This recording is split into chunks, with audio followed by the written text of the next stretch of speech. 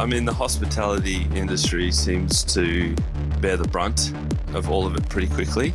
Every time someone sneezes, it's like, oh God, we're gonna close down the restaurant. You start to wonder, how much longer can we put up with it? Today on Dirty Linen, we are coming to you from Melbourne in lockdown. Goodness me, how many times have I said those words? Too many. We're talking to Julian Hills today from Navi restaurant over in Yarraville. I was very fortunate to enjoy a meal at Navi earlier in the year, and every great meal is now a glittering pinnacle of memory in my mind while I'm not allowed to go to restaurants for a while. Julian, how are you going? Yeah, good, sort of. As good as I can. Yeah, well, tell me how lockdown number 5 has struck you guys. Well, this is a bit of a strange one for us. Apart from the business, my staff, which have all been with me throughout this whole thing, this was meant to be their holidays. So everyone had flights out of Victoria to enjoy their first holiday since 1919. So my daughter's birthday party was meant to be today. Second birthday in 2 years cancelled. She's only 5, so she's well aware of it. And my sous chef's 30th today. So yeah, so it's hit the crew pretty hard, I think. Yeah, that's just all a bit heartbreaking. It's I think, you know, we really look forward to any little break we're able to sneak in so much these days. And I went on a run this morning and I heard a very unfamiliar sound, which was the noise of a plane in the sky. And I actually looked up and I even videoed it because I was just like, I just felt like a naive plane watcher. I was like, oh, I remember those things. Yeah, well, I mean, we moved in on so we're in Kingsville, which is sort of a flight path, not extreme, but we moved in here last March, and we're waiting to see what an actual flight path feels like. So yeah, could be a while. Yeah. Anyway, that's another. What were you going to do for your daughter's birthday party? Well, she had 25 kids all set up to have face painting, and we had a morning birthday and then a family birthday with cousins and stuff this afternoon. So yeah, I mean, she took it pretty well. I was quite surprised. I picked her up from Kinder on Thursday, and she explained that looks like we're going back in lockdown, and she was like, "Well, maybe we can just decorate our house. Is that all right?" Like, yeah, absolutely. And she said, "Dad, if we do the piñata, can you not hit it too hard so I can have a couple of goes?" So that was good. Like we apologised. She said, "That's not your fault." Yeah. Yeah, so pretty grown up. Too much to deal with as a 5-year-old, I think. But anyway. Yeah. I know, it really sucks. I guess, yeah, kids of all ages and, of all characters take it on and deal with it in different ways. But she sounds like a trooper. So that's great. Well, to her, lockdowns mean bakery. So Dad brings home extra goodies from work on a Saturday afternoon rather than not being there. So maybe there's a positive in that. Yeah, well, I know that in the long lockdown, the Navi Bakery was a bit of a Western suburbs sensation, definitely a highlight of lockdown for a lot of people. I'd love to talk about that, but let's just talk about the immediate, because you said you were going into holidays, but you still had a few days of trade that you missed out on. Is that right? Yeah, so this is our Navi's 3rd birthday. So we do a truffle week. We did for our first, and we went to for our second, which got cancelled. So we decided that July would be all truffles. So we did a truffle menu, and it meant to be, our birthday was Wednesday. So we managed to make it to our birthday, which is good. But obviously we missed on Friday and Saturday trade.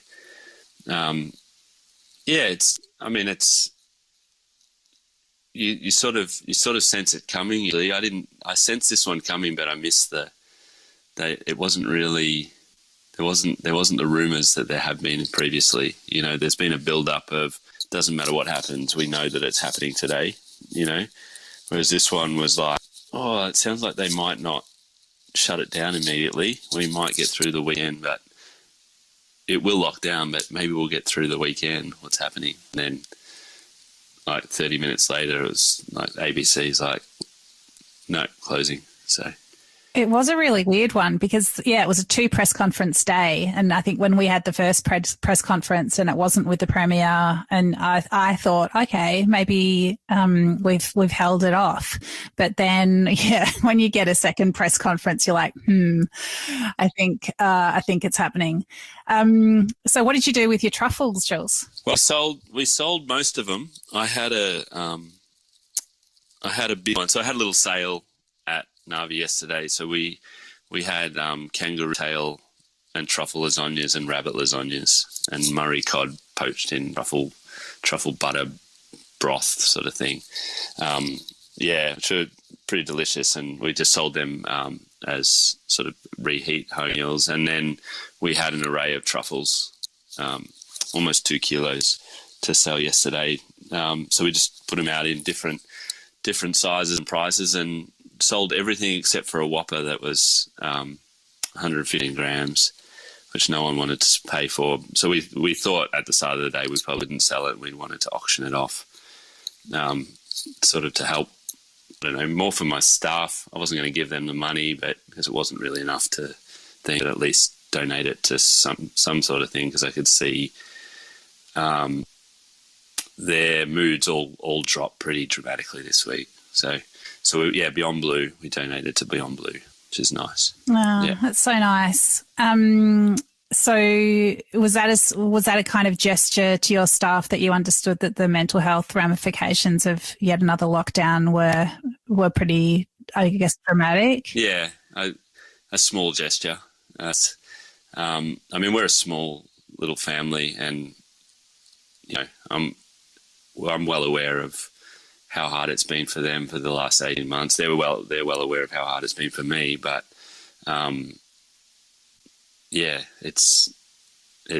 watching them, like, we made the decision to close in July at Christmas time because we're like, well, we've just gone through lockdown. We just want to keep momentum in the restaurant. We don't want to just open to December and then close for our normal holiday. And which is good we didn't, because that all got messed up anyway, didn't it, that time of year. But so we only closed for like that week in between Christmas and New Year's with this to look forward to. So we planned all this at the start of the year around them, and they picked their dates, and you know, so we're like, okay, that's a perfect date, let's do it. And it was looking so good just 10 days ago. It's like, looks like we're going to make it. It's just so hard to plan anything. It's just, yeah, it's really hard. Yeah, and like on a restaurant side of things, momentum. You know, it's one thing not to have the takings and to try to keep your head above water, but also getting momentum into how service runs and how the team works together. Every time you close down, even if it's 5 days, you have to start from scratch the next time. And it's not, you know, you do that to yourself in a small business when you go on holidays, but to do it, this is the time, you know, to have that conversation. Oh, what are we going to do this weekend? Are we going to do, you know, they all look at me, we're going to do take home. What are we going to do? It's like, nah, I'm just going to sell what I can that's perishable, and we'll just take a break, I guess. It's this one, you know, usually I can go, okay, I've got it. We'll set up, you know, we've sort of got it sorted in that, you know, last time we had all the boxes and everything, but this time it's like we actually had to go buy all the takeaway gear, and it's like, nah, not going to do it. Yeah. Tell us about Navi for people who don't know the restaurant. Just give us a bit of a rundown on what kind of place it is. Well, it's a little fine diner that I set up about 3 years ago. It only sits 25, and it's only runs 4 days. It's sort of the idea of having work-life balance. And, it's stupid to assume that you can own a restaurant and have a work-life balance, but the attempt is there. And we do have, my wife and I have Sunday, Mondays off together. And then Tuesday is a work day, but I'm not working night service or anything.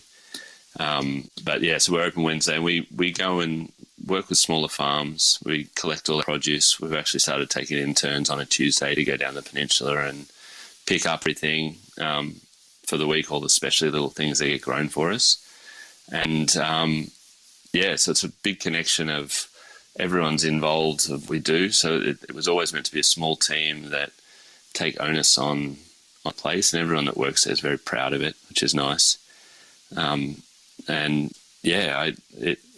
do a what we call a 8 course. It's more like 13 courses, a tasting menu, and everyone there loves it. Like, I love it. I wouldn't want to do anything else, but it's certainly been a challenging 18 months.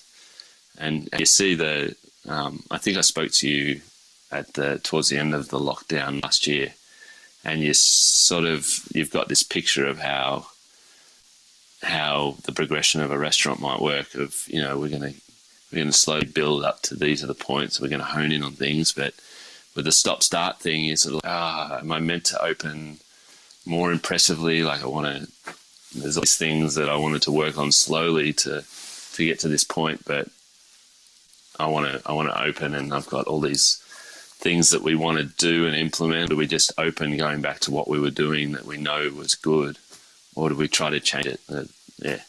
So every time we close down, there's that thought, okay, should we change the way we do stuff? But you know what I mean, just being restless and not the normal flow. Yeah. Well, you are, you are always, I guess, pushing in a culinary sense with what you do. But is it that balance between constantly innovating, but also trying to find a rhythm which is so difficult in these circumstances? Yeah, well, it's the rhythm. It's getting to a point. I like change. I like things constantly moving, but it always feels weird to me to just start up again where we were. If that makes sense. So it's sort of feel like, we've had a break. Well, we should come back with a bang. Let's completely change the way we do that. But realistically, it's quite hard to to get to that point, and you dream too big too quickly, I guess. I don't know if that sounds right, but yeah. Well, it's the image that's coming to my mind as you're speaking is kind of a river, and it's like, does the river keep flowing sort of underneath even while and this, I'll see how far we can extend this metaphor, even while the top of the water's dammed somehow and it's stopped because we're in lockdown. But is there like this idea that somehow the creative progression of the restaurant should still be flowing along underneath somehow, and you can open and it's somehow it's been developing even while you've been closed. But I think in some way it's like you need that energy and momentum, and after 5 lockdowns, who's got that? Yeah, I mean, exactly. It's the everyone thinks lockdown, takeaway. It last year felt harder work-wise than when we're open. Like harder, the more energy went into Navi to do these take-home dinners than goes into Navi to run as it is, and it's just the way, I think maybe working outside your normal comfort zone. So it's a little bit more challenging, and I think I'm a bit of a perfectionist, so I can't just let things slide. I've got to make it improve everything I do. So I focused on that and stopped focusing on what we could do with Navi when we reopened. So the idea of where we go when we reopen doesn't come until we've stopped doing the takeaway. Yeah. So tell us about the bakery. And I mean, tell us about you and sourdough in the first place, and then talk about how you spun that into a bakery last year. Well, I had this idea that I love baking bread. Anyway, it's my first child. This is my sourdough. Been feeding it for a bit over 10 years. And I had this idea that I'd open a bakery. Like, it was just a dream. It never came to fruition, but I've been talking about it a lot before Christmas in 2019. And when lockdown happened, my staff were like, do your bakery. Let's do your bakery. I was like, okay, we'll do it. And I guess that was good that I now know that I don't want to own a bakery. It was fun, but early mornings and flour in every little part of the restaurant. Like, we had a laminator in the center of the dining room, this big thing. And I just, the day that they announced that we might be opening in 2 weeks, and it was at the end of May, it was like, get this out of here. I want my restaurant back. I want it to feel like Navi again. So it went really well, but it certainly made me realize that there was a dream I wouldn't be following. Yeah. And you also opened another place through the course of the pandemic. So tell us about Zymurgy. Yeah, so that's it was sort of pop up. Like, when they announced that we could have outdoor dining, and it looked like the summer would be just outdoor dining. I got together with the Hop Nation guys, so I've known them for quite some time. He was the winemaker. Sam Hamble was the winemaker at Paringa when I was there. That let's take this space on and do a fun beer garden and do really good food in a beer garden setting. And it went really well. But also Navi opened up at the same time, and so it turned into a very hectic summer. But it was a lot of fun, a lot of working with the ferments and doing a different style, trying to keep my same ethos of food in the menu as texture, sweet, sour, the fermentation, but simplifying it for the beer garden. And yeah, it's gone really well. The winter, obviously, these lockdowns take a lot bigger hit there than they do at Navi, because we've learned how to flick the switch on the Navi home thing. But there, we lost Valentine's just coming to the end of summer. That was a huge hit for us. That's when we had the most staff on that we'd had, and such a big loss for us. And we didn't do anything. We just closed down because it's like, okay, it's 3 days. We don't really have the energy to try to work out how to do this. While Hop Nation had their own issues trying to sell home beer, and me trying to do Navi. So we sort of left it then, and then it happened again. So we've started doing a little take home thing now, which works well, but it's a lot harder there, knowing that we've got this second thing. I'm meant to be expanding Navi into next door, and that, I got offered this space. I wish they'd offered it to me probably at the end of next year, not this year, but it sort of felt hard to say no to the space next door when I'm bursting at the seams with our customers. So it's sort of hard and tricky to work out what I'm meant to do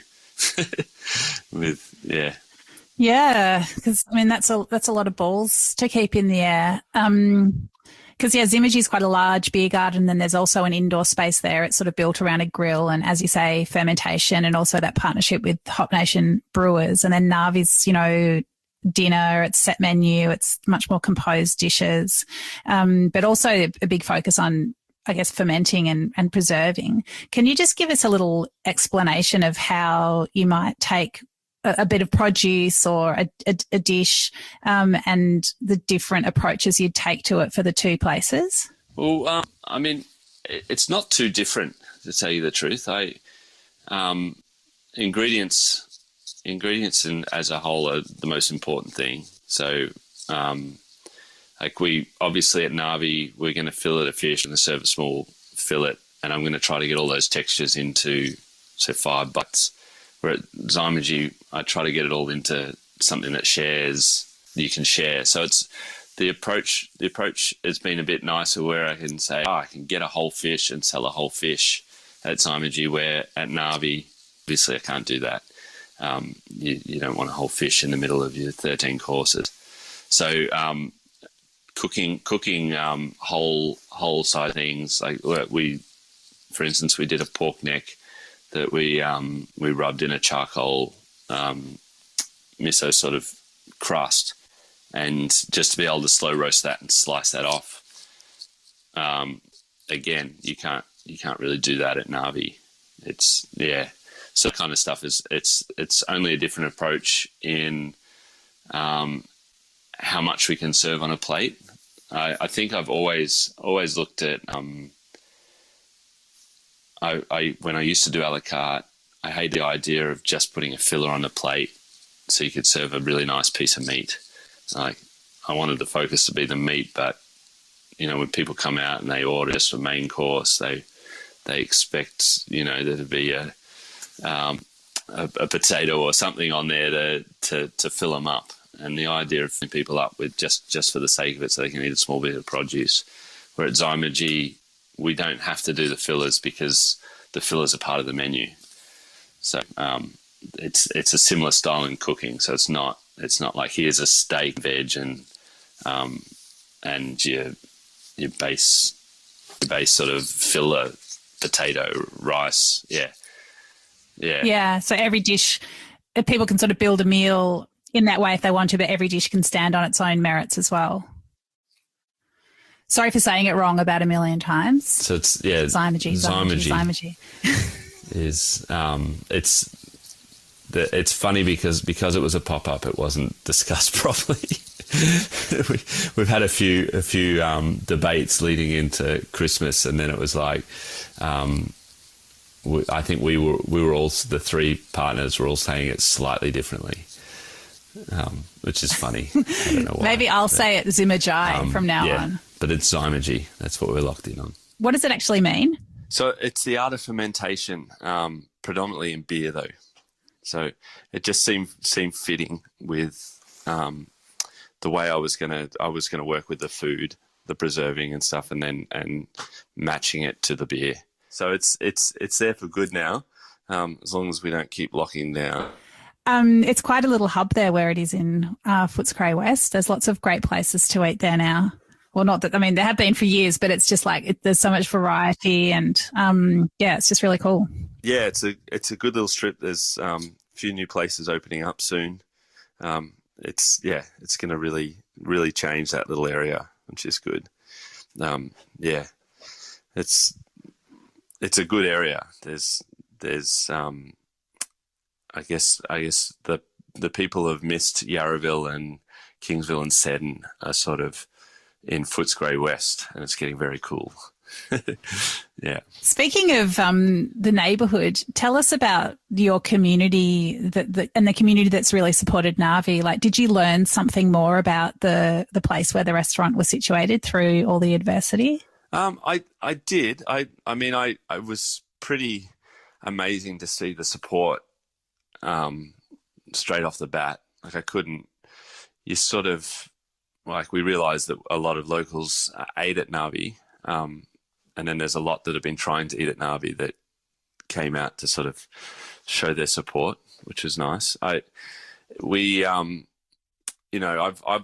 pretty close, so I know a lot of faces around here anyway. So most people I dine, I'm trying to work out whether they live next door to me or they've dined before. Do you know what I mean? So it's a lot of the people that I go to daycare with or kindergarten.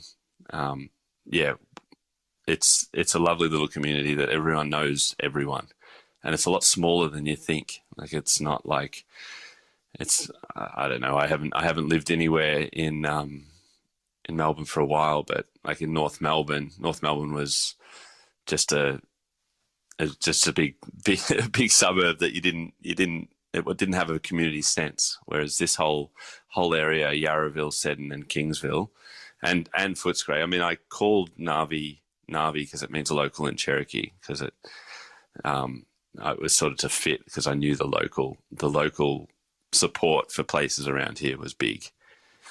Yeah, which is why I named it local. Yeah. And do you have a connection with that American, the American culture? Well, personally, I mean, my dad's heritage is Cherokee. So, like it's great grandparents. So it's just a play on words that I didn't want to just say local, and we were sort of looking for different names, and I think Dad said, "Why don't you try some Cherokee words?" I was like, "Okay," and then yeah, that's how it's pronounced Nawi, but spelt Navi. So again, the Zymurgy, Zymurgy. Yeah. I love it. It's amazing. Speaking of people opening cool things and giving them great names, can we just mention Barry, who went and opened Walk Up? Oh, yes. Yeah. Tell us about Barry Susanto and his time at Navi, what he brought to the place and what he's gone on to do. Yeah, well, I mean, Barry was at Navi from day dot. Like the nicest guy you'll ever meet. And like, there was never any question about his support for Navi. Like he loved Navi just as much as I did. He breathed and lived it. And then with lockdown, he wanted to do something on his own, and sandwiches. He really wanted to bring Indonesian cuisine somehow and make people try the flavors rather than just like an Indonesian restaurant. So yeah, the sandwiches, great concept. They're pretty delicious too. And so he said he road tested some of his sandwiches. So they're like Indonesian dishes, whether like rendang or chicken taliwang, and just really gado-gado, but all in sandwiches. And it's just so irresistible. But he told me that he road tested them on you guys during lockdown. Yeah. Yes, he did. And like we've got the two toaster machines there that we were cooking crumpets on. So sandwich presses. So he, they got fired up for him. And the beef rendang is like, I'm like, this is good, but make it more rendang. Like I want to taste all that ginger and lemongrass and everything, So the sandwiches are good. I really like them. Yeah, they're super tasty. So anyone who hasn't checked out Walk Up, and if it's in your 5K, if you're near Richmond, go check it out during lockdown. And if not, just look forward to it on the other side. Speaking of the other side, Julian, I guess we're all waiting to see what happens. How are you feeling about the next few weeks? I'm a bit lost, to tell you the truth. Like this, we were just having this conversation. For one, I don't want to talk politics, but there's no clear road. Like, I don't want to say the roadmap because we don't seem to have an idea of what a way out of this. Like at some point we've got to start living with it, right?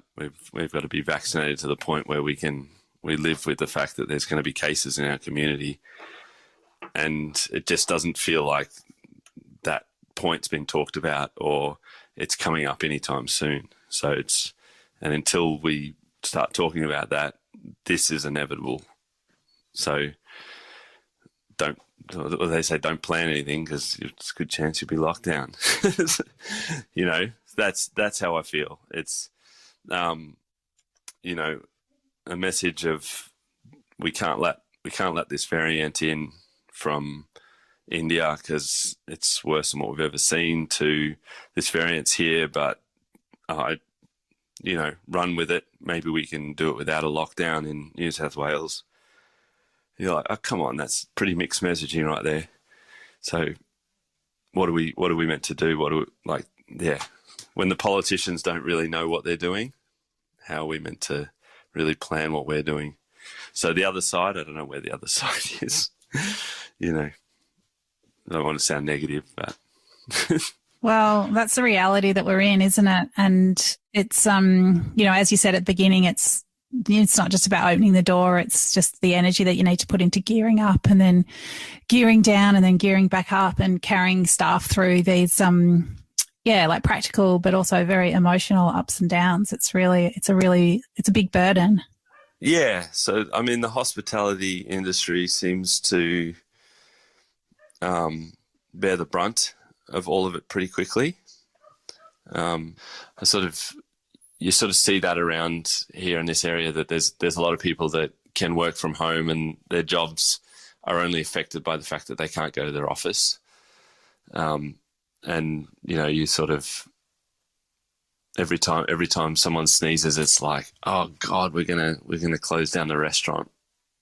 I've got to work out what to do with everyone. Yeah. And I know I'm not alone in this, and I'm probably better off than a lot because I've got a small place. Yeah, well, I guess it is tough for everyone in different ways, but it's definitely, well, yeah. I mean, we talk to hospitality people on this podcast, and we know just how draining and devastating and difficult it is. And I guess we also see how resilient people are, but you just don't need to have your resilience tested this much, surely. Constantly, yeah. It's yeah, you start to wonder. That's for sure. How much longer can we put up with it? Every time you get a glimmer of hope, as soon as you think you're getting some momentum, you just can't. Julian, I've got some good advice for you, though. Just have an extra whack at the piñata, and wish your daughter a very, very happy birthday from all of us. Yeah, I will do.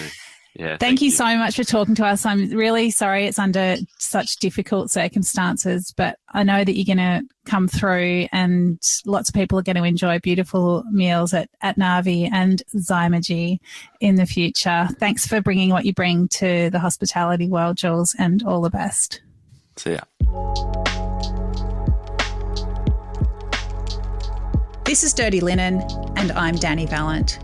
We air the issues that the hospitality industry finds hard to talk about, hearing from different people with unique perspectives.